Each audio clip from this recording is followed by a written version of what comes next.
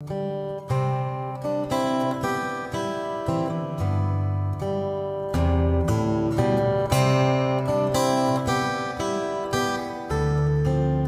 everyone, and welcome to Writers Drinking Coffee. This is a podcast where a bunch of writers sit around, drink tasty beverages, and talk about writing, publishing, and the whole creative process. We do not censor ourselves, so consider us PG-13. Your host writers today are Chaz and Karen Brenchley, John Schmidt, and me, Jeannie Warner. This is episode 131, interview with Josh Rountree. Welcome, Josh.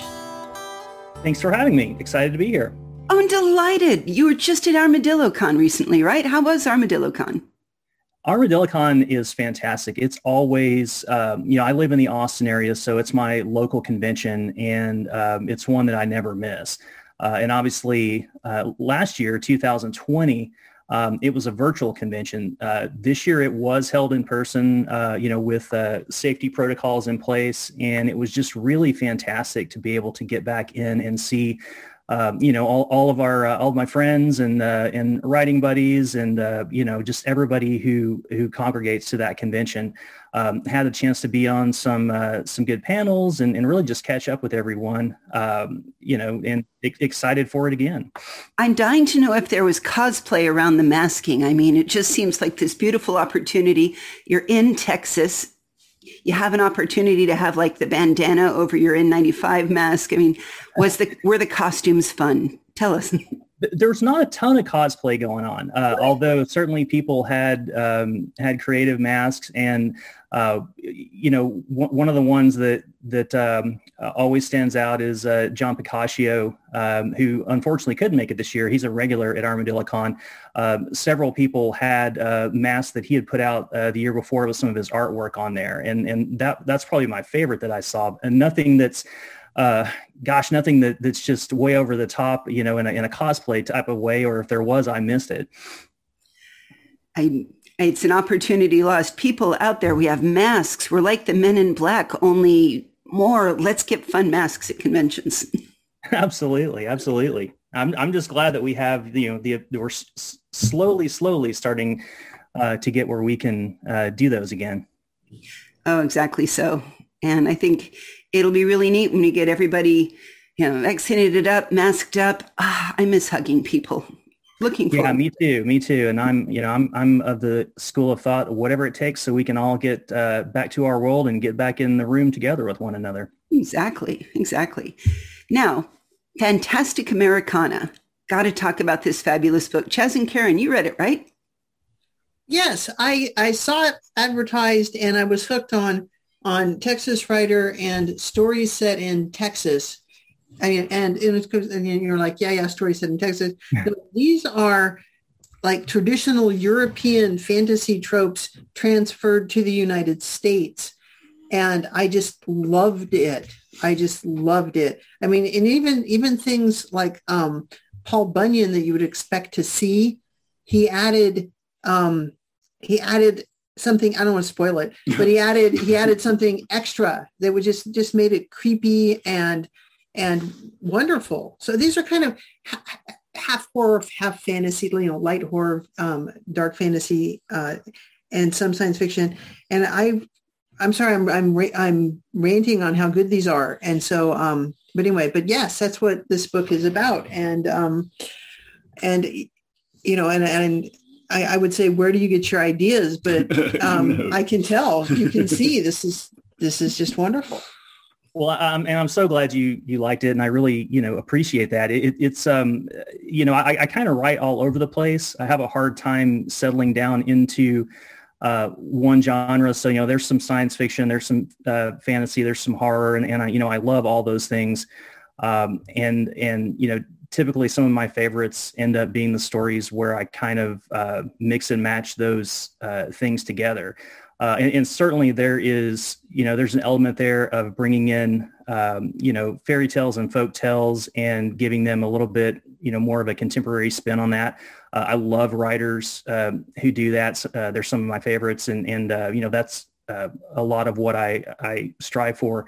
The story you're talking about, Chasing America, it's essentially, Paul Bunyan being pursued by giant killers, basically taking the Jack the Giant Killer mythology and placing it kind of across about 150 years of American history as they chase him through there. And I just love that kind of thing. You had a line in a blog that I read on John Scalzi's whatever site. You said, America is a character that fights and claws and screams its way through most of my stories. Sometimes a hero and sometimes a villain, broken but hopeful, trying to figure things out. That was very powerful for me, the idea of America itself having the identity of being in a story, not just a setting, but a character and, of all things, Americana, and that it is fantastical. Yeah, absolutely, and certainly, I read a lot of history, and I enjoy it. And when you read back through that, certainly, I think there are times when America is a hero and America is a villain, and it just depends on kind of taking those stories and looking at them from other angles and trying to come up with maybe another way to look at it that's not always your own perspective. That's part of bringing in that European fairy tale type thing, but also just I guess trying to take the American story and look at it for what it is, as opposed to maybe what a lot of us learned it was, growing up in American schools. There is a certain bit to talk about, the myth of the American West that we've talked about briefly, the American dream, and yet the reality of the landscape. And I do like the way you kind of changed some of that. Like, for instance, I loved your Cure for Boyhood, the story of a coyote who turns into a boy who turns back into a coyote. That was really beautiful. Yeah, I think Cure for Boyhood, is about the town I grew up in, and what I was trying to do was just sort of build in that longing of, I think a lot of teenagers and young people have with the place they grew up, where they really just want to be somewhere else, just kind of see the wider world. And I think a lot of that ends up running through my fiction. Just the not that I don't like where I grew up, but it was a very small town, and so there's just that sensation of, hey, I really want to explore the world a little bit more. And see what it has to offer. And I see that a lot of my stories, end up having sort of that theme of wanting to be someplace else, maybe than where you are at that given time in your life. So, I can see that. So I have a question, John. Not that this yearning, do you have a sense of place in this small town, much like Bradbury had? Do you capture that the country you came from? Because that's the yearning comes from being so strongly in a place that you can yearn for something different. Yeah, I think I absolutely do. I can just feel that place in my bones, and it's I haven't lived in West Texas where I grew up, since the early 90s. But it's still very much a part of me. And when you look through some of these stories, the people and the places, it really does draw from that. It's this collection pulls together stories that span almost 20 years of publication. And so, the process of kind of going through these and pulling the collection together, it really teaches you a lot of things maybe you didn't know about your writing, and kind of, the themes of what you like to talk about. And I noticed that there's a lot about, just the small town feel of that place, in particular, the cotton fields and the dust storms and the wind. And, I when I was a kid, I worked on my granddaddy's cotton farm. So all those stories that feature that type of thing, including some mention in Cure for Boyhood, that's just part and parcel of that place. And, it's something that I love.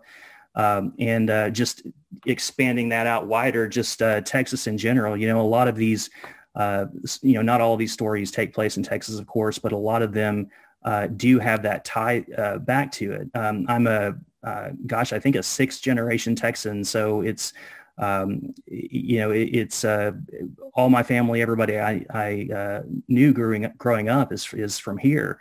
I live in Austin today, and never lived anywhere else. So all that is certainly tied in tight to me, and I use that for my stories, whether it's talking about contemporary settings, or I guess with me more often it's talking about historical settings. I really love Westerns and the Old West, but in particular I like writers who kind of reinvent that. We talked about kind of looking at American history through a critical eye. One of my favorite writers is Larry McMurtry, and a lot of what he did was really try and sort of pop the balloon of what we all think of as the Old West, kind of the John Ford Western version of cowboys and just that white hat, black hat sort of mentality. And I really like that. I love Westerns, but I want them to have, a little something like that. Yes. So this is much more of a technical question, but I will, we weave these in now and then.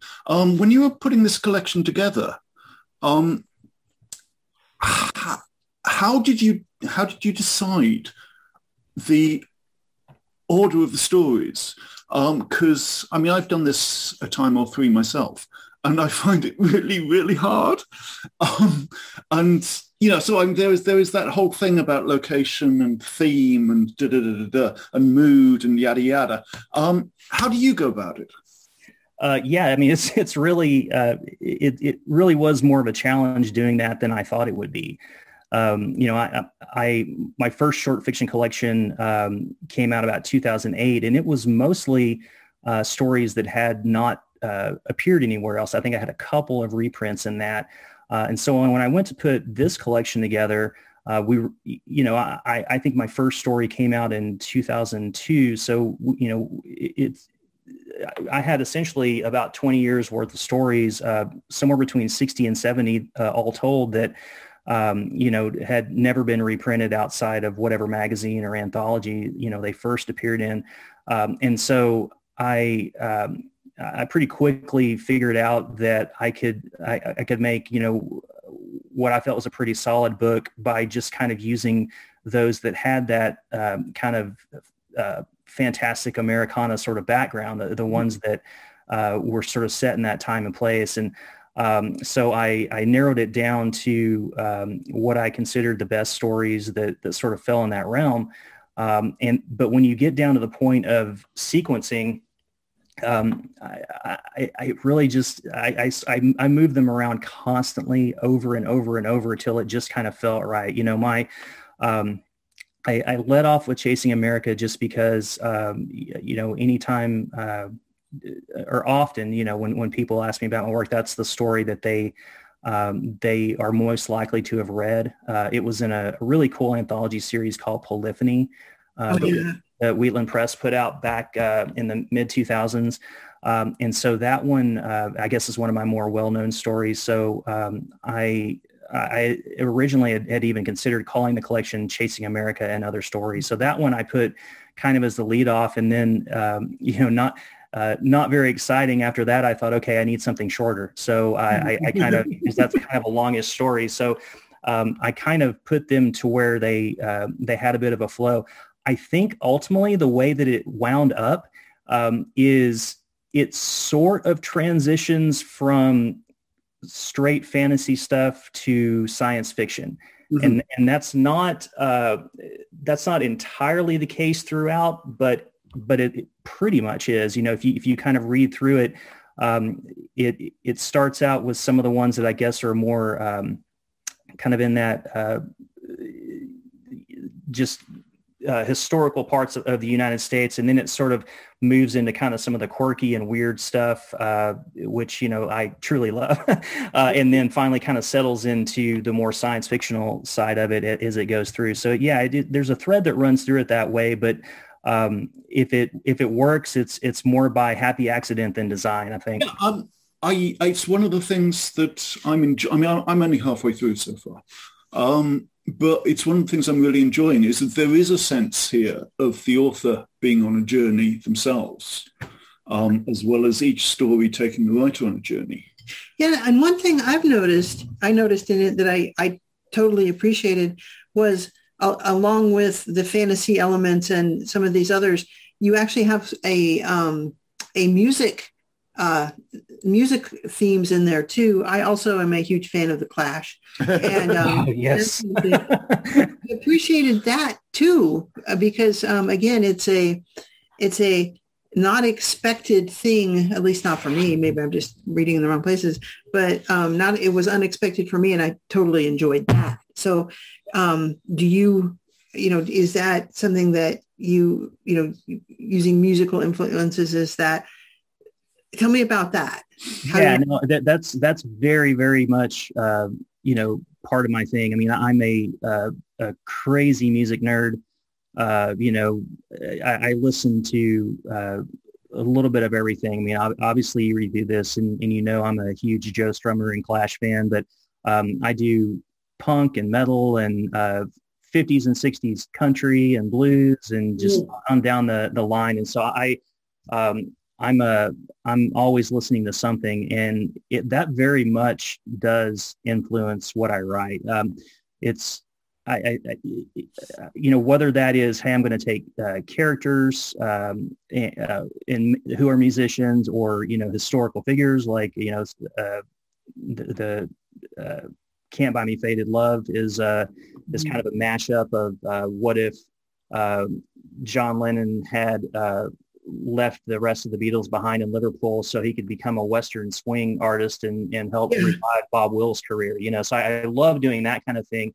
And then often it's just, hey, I this song makes me feel a certain way, and I really want to try and write a story that feels like that song makes me feel. And that's I don't think I ever achieved that, but that's what I'm going for quite a bit. And even when I try and consciously say, okay, I'm not going to have this one be about music, it kind of and just becomes such an influence. I was joking around with somebody today that I think my next collection, when I do, it's going to have to be called More Stories About Music and Death, because that seems to be all I'm writing about lately. There was actually something that I noticed. And have you ever had somebody come up and say, wow, your story was the perfect inspiration? Again, I'm going to use like the Boy and the Coyote story again. That could have been the story of a kid that was misgendered at birth. Their parents decided for a gender for them, and then they tried to live it, but then they just burst forth of their real coyote self. I mean, absolutely. That story, I'm so glad that is kind of how that's story has been interpreted. I did not set out, when I wrote that story to really have any kind of message in there, like apart from what I mentioned, just kind of the teenager who's sort of trying to break out of his life. But several people have read it that way, and when I got about halfway through it, I realized that's what I was actually writing about. And that often happens, and it's really wonderful when it does, when it sort of takes over and, you're trying to tell a story and then it says, no, this is, what you're doing is good, but what I'm telling you to do, I'm the muse, and it's going to be something better. And that story I really ended up loving, and that's a big part of it. I had several people read and review that and come to that exact conclusion. I was wondering. Yep, absolutely. Absolutely. And I'm, like I said, I'm glad that it has that meaning. How do you approach the writing of short stories? You have mostly known for short stories and publications in various places. How do you view it as different than a novel? And is there a novel in you that we're going to be looking forward to? I mean, it's certainly possible. I've written, 6 or 7 novels, and you notice that none of them are published. So that may tell you all you need to know. But I do think I will. That's something that's in the future. When I first started writing, I've been writing my whole life, but when I first decided, hey, I really want to start submitting my work for publication, in the early 2000s, for sure, the conventional wisdom was, hey, you write short stories and you sell them to really cool professional markets, and editors recognize your name, and then they'll want to buy your novel when you have one. And it was sort of this stair step of, one get from point A to point B. So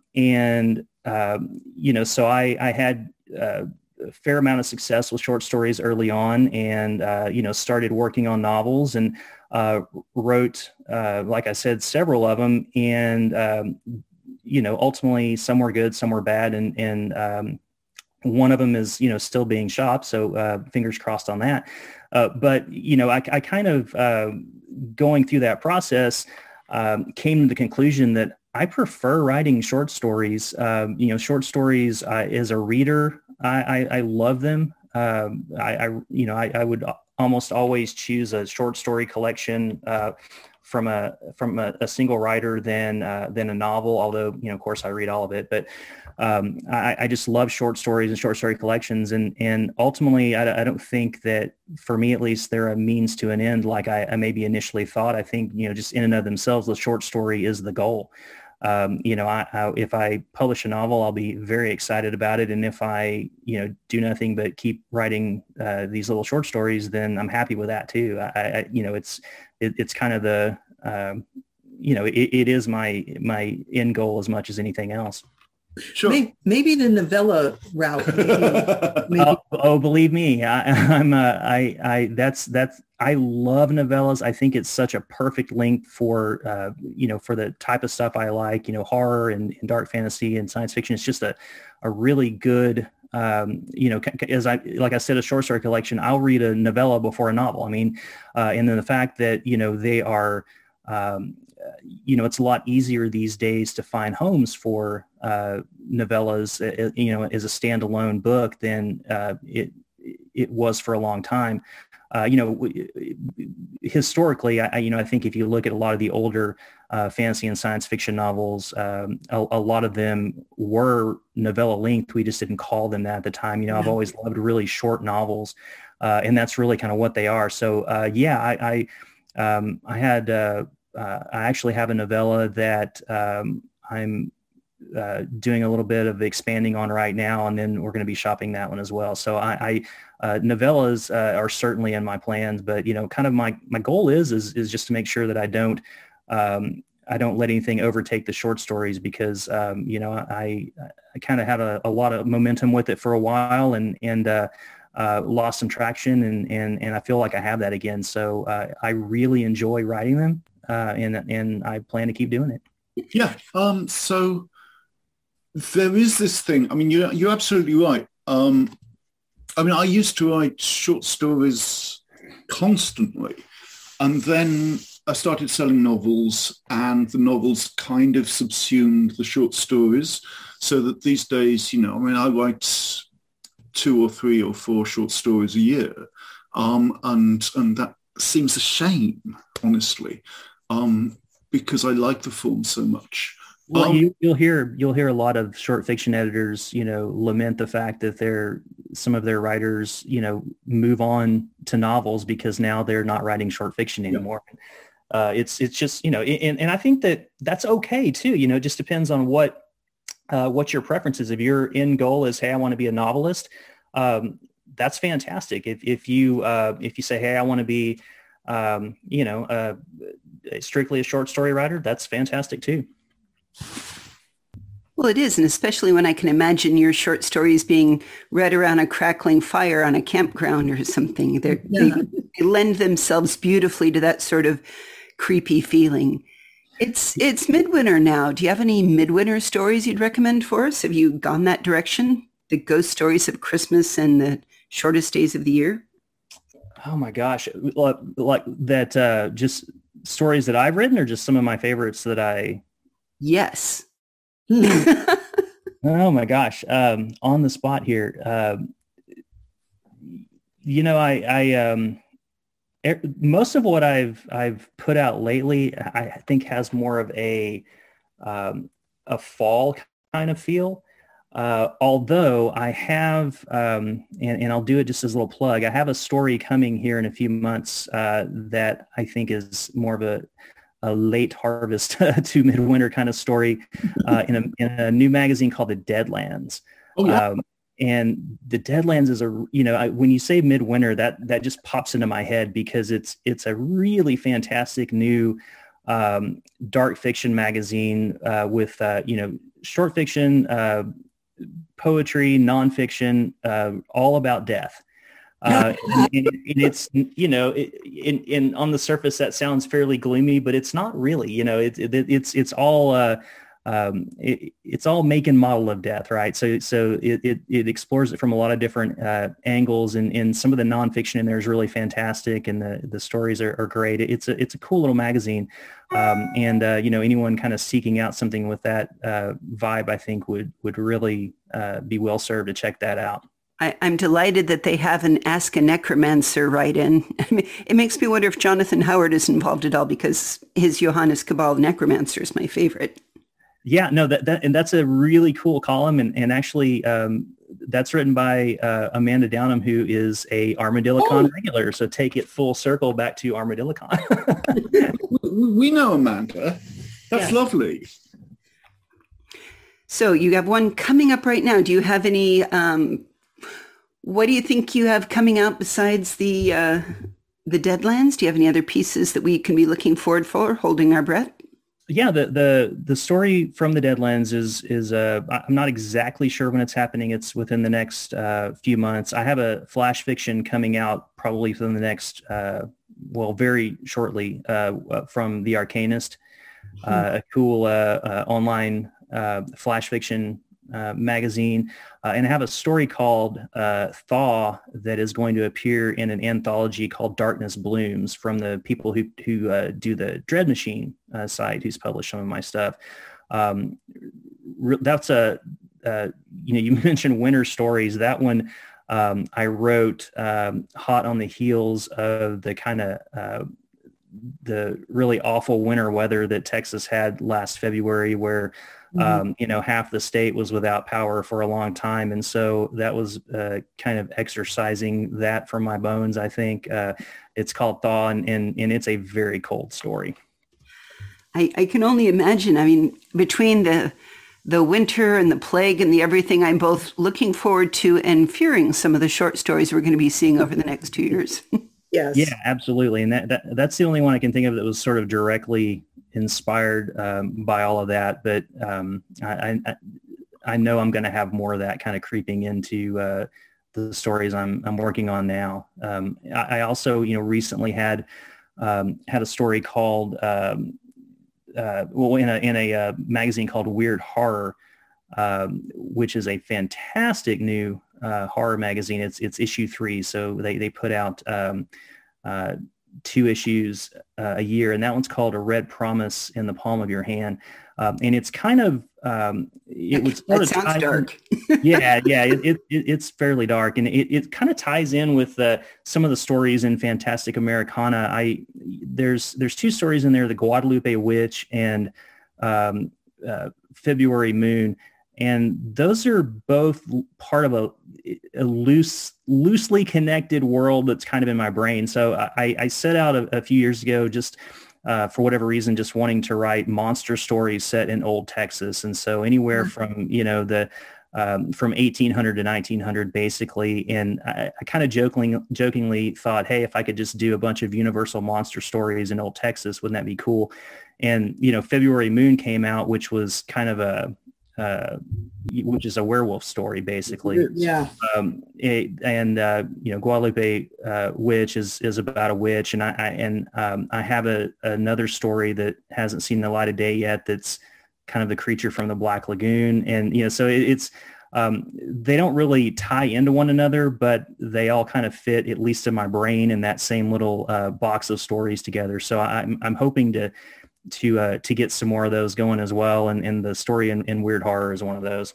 Well, I love that you have a Paul Bunyan, and I have not read it yet, but here's my question. Are they roughly, which one of them is the kaiju that is, that they fight and then become best friends together? There potentially is a kaiju in the Creature from the Black Lagoon story, so stay tuned. I think it was Babe the Blue Ox is the kaiju, and the good samurai monster hunter that tames him is Paul with his tool, his axe. See, I was kind of going the other way. What if for the first time the human was the horrible monster and Babe was just a real practical cow that said, okay, I'm going to have to grow into this here and defeat that. I think in a Josh Rountree story, we're going to have to bet on yours because it's more horrific. Yeah, even if I don't try, the horror creeps in because I love horror. And so even in the science fiction stuff, and I don't think of, a lot of the stories in here are, I think more fantasy than horror. But I've talked to people who are like, no, that kind of creeped me out. So I think, hopefully if you love horror like I do, then, there's something here too. Sure. I can confirm there really is. Though there is no reason on this planet why fantasy should not also creep you out. Absolutely. There's an argument that all horror is fantasy, or most of horror is fantasy. Unless you're talking about, very, real world psychological horror. I absolutely agree with that, and I, a lot of the stuff like, I mentioned February Moon and some of those, I think of them more as dark fantasy type stories, but not in a way that I would distance myself from horror, right? I mean, I certainly see some people who go, oh, I don't do horror, I do dark fantasy. No, I write horror. I guess, when I sort of categorize them that way in my brain, it's not as horrific to me as, maybe other things that I've written or, other stories that I love. So I think of them as, oh, these are just really dark fantasy stories.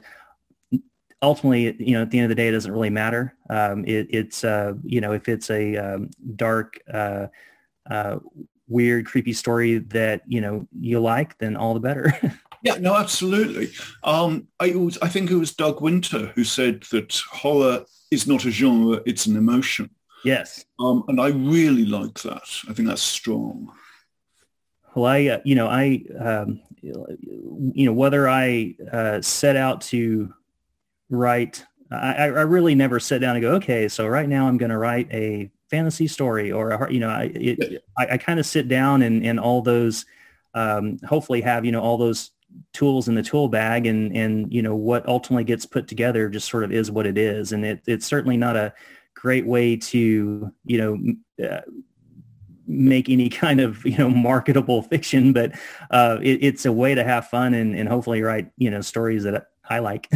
Yeah, I once wrote a novel that was commissioned as a crime novel, was then going to be published as mainstream fiction, and ended up coming out as horror. It's those categories are as much about what publishers think about what the market will take as they are about actual internal stuff. Yeah, really, it's about where are we going to put this on a bookstore shelf, more than anything else. And I think that there are definitely occasions where I say, okay, I'm trying to write a story for a specific market, and you may take that into mind. But more often than not, I'm just writing whatever story I want to be writing at the time. And when I finish, I try and figure out where the market lies. Yeah, where might be a good home for it. And what the stuff I love to read is typically kind of a mismatch. I don't think there's any reason these days to say, oh well, I'm doing science fiction, so I can't really put any of that in it. Well, put whatever you want to in it. Yeah. Again, I mean, I had this lovely argument in a car with a friend who was asserting that if you're writing science fiction, it cannot have magic, and I think that's ridiculous because, we tell them they're not your real mom, because that's, that's perfectly where that phrase goes. Yeah.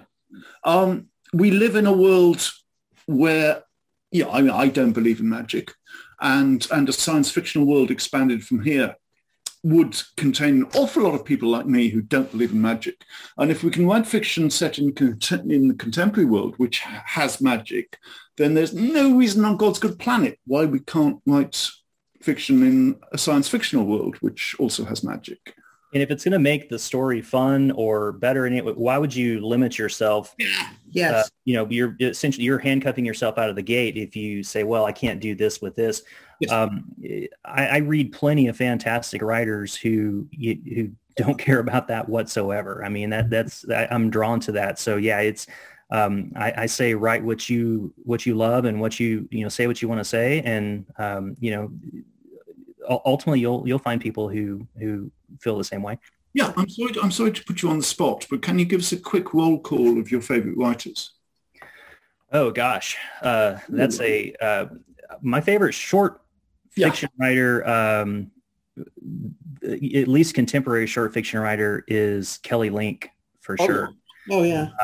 And that won't be any revelation to anyone who loves short stories. I mean, she's just phenomenal. One of those writers that I read and I think about, just like, putting the laptop away and, finding something else to do with my spare time. Yes. But no, she's a truly phenomenal writer. She got a MacArthur Genius Award. Yeah, and I can't overstate how amazing her writing is. There's a new short story anthology that Ellen Datlow put out. It's basically stories that are homages to Shirley Jackson. Yes. Called Things Get Dark, and I can't remember Kelly's story on that, but it is just jaw-droppingly good. It's one of those I just read it and had to close the book and just soak it in for a little bit because it was so phenomenal. I mentioned that Larry Rountree is one of my favorite writers. Lonesome Dove's my favorite book. It's 900 pages of not a whole lot happening, and it's just that book's my soul. I love it so much. It really does. I don't know if it's the Texas thing or if it's just, it will do that to you in general, but it just really, like I mentioned, just sort of deconstructs that whole, myth of the American West and gives you something new and fresh with it. I've always loved Joe Lansdale's work. I got into his short fiction back in the 90s, and I'm pretty sure I've read everything he's ever read, and he's a really fantastic example of writers who really don't care what you're looking for. He'll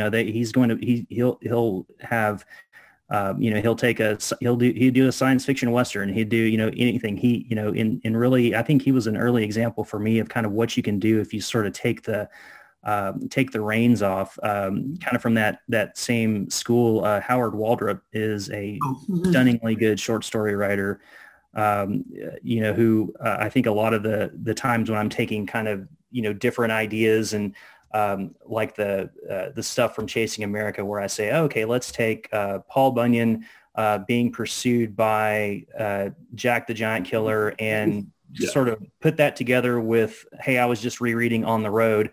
And that's kind of what comes out the end of it. So he's just the best at doing that sort of thing. So he's certainly been a big influence. Howard Waldrop is the short story writer, I think. Yeah, for sure. And I noticed he also gave you a blurb for this book. It was actually that was from the foreword that he kindly wrote for my first collection in 2000. Oh, wow! So he's I can't, and he's also an Armadillo-Con regular. So we kind of have there's a little circle of Texas folks that kind of pop up there. But yeah, Howard is just a tremendous writer. When I talk about, short story writers that, that aren't just influences, but people that work now that I'm really impressed by, they're just, there are dozens and dozens, but two of the better collections I've read recently, A.C. Wise put out a collection called The Ghost Sequences. She's been one of my favorite modern short fiction writers for many years. We were in magazines together, back in the early to mid 2000s. And I kind of seek out, anything that she writes. And that collection is as the title would suggest, a lot of her darker, ghostly kind of stories, and it's just really, really good. The other, probably my other favorite collection in the last year or so is Veronica Shanis had a collection from Tor called The Burning Girls, and it was a lot of her stuff that appeared in Tor.com, but also other magazines over the years. And if you, as we touched on earlier, if you like Joe Strummer and the Clash, you're going to want to check that book out too. Okay. Well, I will put all these links, and Josh, if you want to send me a list of your favorites and inspiration, I will put that on our liner notes, along with the other topics we've mentioned on our website, which is www.writersdrinkingcoffee.com. Thank you so much for joining us today. This was great and a little creepy awesome. Well, I really appreciate it. The opportunity to be on here and to talk about the book and talk about writing and just hang out. Well, we were glad to have you. Thank you so much. Thank you. You've been listening. Sorry. You've been listening to Writers Drinking Coffee, a labor of love and enthusiasm put together by the hosts. Our men web support magic is by Deirdre Schween, and our sound engineer and backup web spider is David Welsh. Our intro music is Pretty Maid Milking a Cow, and our exit music is Breakfast with a Morning Person, both by Michael Engberg. You can hear more from Michael Engberg on manyhatsmusic.com. Our podcast sponsor is Jackal Designs, and whatever dive bar near you is playing great music. And hey, thanks for listening.